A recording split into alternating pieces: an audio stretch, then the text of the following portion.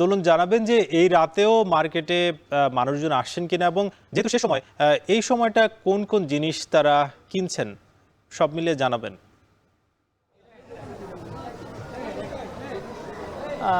আপনি যেমনটা বলছিলেন, আসলে শেষ সময়ে এসেও ক্রেতাদের ভিড় আমরা দেখছি রাজধানীর শপিং মলগুলোতে। আমরা এই মুহূর্তে রয়েছি রাজধানীর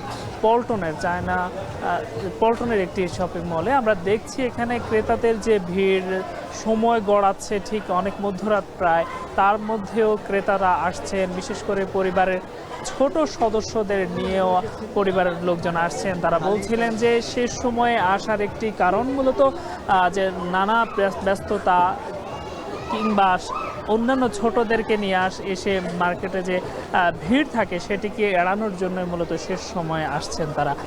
আরেকটি বিষয় আমরা লক্ষ্য করছি যে এই মার্কেটে যারা ক্রেতা রয়েছেন, একইভাবে বিক্রেতা যারা রয়েছেন, বিক্রেতাদের সন্তুষ্টি আমরা স্পষ্ট দেখেছি। তারা বলছিলেন যে এইভাবে তারা প্রত্যাশা করছিলেন ভিড় থাকবে, ক্রেতাদের সমাগম থাকবে।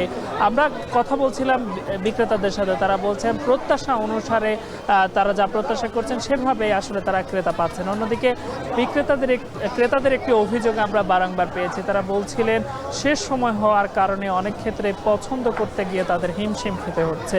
এর অন্যতম কারণ শেষে এসে অনেকটা না পাচ্ছেন না। তারা বলছেন যে পছন্দের পণ্য ক্রয় কিংবা পছন্দ করতে গিয়ে তাদের অনেকটা হিমশিম খেতে হচ্ছে।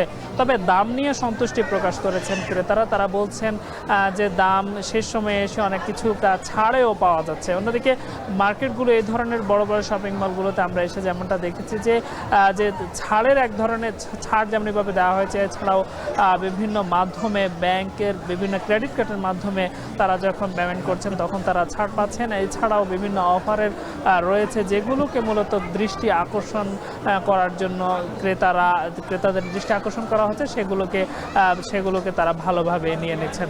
আমরা আরেকটি বিষয় লক্ষ্য করেছি এই মার্কেটটিতে এসে যে মধ্যরাতেও পরিবারের ছোট সদস্যরাও পরিবারের বড়দের সাথে এসেছেন পছন্দের জামা ক্রয়ে। এছাড়াও যদি বলি প্রসাধনী সহ ঘর সাজানোর যে সরঞ্জামাদিগুলো রয়েছে সেগুলো কিনতেও কিন্তু ভিড় করছেন পরিবারের সদস্যরা।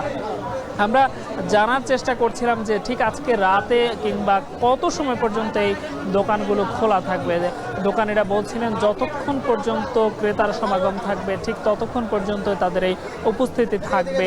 কোনো ক্ষেত্রে যদি সারা রাতও যদি ক্রেতাদের সমাগম থাকে সেক্ষেত্রে সারা রাতও তারা উপস্থিতি থাকার কথা বলছেন। অন্যদিকে রাজধানীর যে সকল অন্যান্য বিপণী বিতানগুলো রয়েছে, বড় বড় শপিং মলগুলো রয়েছে, সেখানেও আমরা গিয়েছিলাম। সেখানে গিয়েও আমরা দেখেছি মূলত যে বিশেষ করে নিউ মার্কেট এলাকা আমরা দেখেছি যে মধ্যরাতেও ক্রেতাদের ভিড় রয়েছে। আমরা গিয়েছিলাম বসুন্ধরা শপিং মলে, সেখানেও আমরা দেখেছি ক্রেতাদের ভিড় স্পষ্ট। সব মিলিয়ে বলা চলে যে রাত বেড়েছে কিন্তু ঈদ কেনাকাটায় যারা ক্রেতা রয়েছেন তাদের সমাগম এখনো রয়ে গেছে।